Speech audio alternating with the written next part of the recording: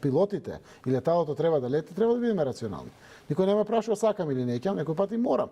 Можеби сум против или имам страв од летање од хеликоптерот или слично. Може би премиерот се плаши од летање, ама во Прилеп слета со хеликоптер. И тоа не било прв пат да лета со истиот. Си призна дека 3-4 пати летал, ама службено. Им да заштедел време од имал набиена агенда, но и поевтино било. А и како и да е, морало леталата да поминат одредени часови во воздух по стандард. Хеликоптерот троши помалку пари од колку Заев и двете коли пред него и зад него да одат до Прилеп и да се вратат. Правдајки се зошто летал со државно летало, не заборави да ја нападне претходната власт. Груевски летал до Грција, гледал плацови. Премиерот експресно беше демантиран од екс-председателот на ВМРО ДПМН. Јавноста, но и дел од аналитичарите реагираат.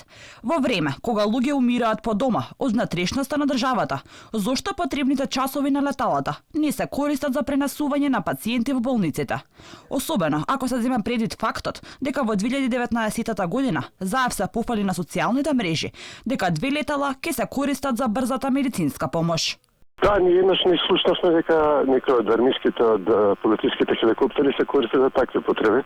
Само од прилет на преку 300 пациенти кои што за жал починаа од корона, еднаш не слушнавме дека некој од нив бил итно пренесен во Скопје за лекување. Ваквото однесување на премиерот и функционерите околу него, Чилиманов го карактеризира како неизживеаност. Вели, сведоци сме биле на фотографии како Заев се шета со мотори, тера офроуд тури по Беласица, но не очекува дека бурната реакција на народот нешто ќе промени во однесувањето на Заев.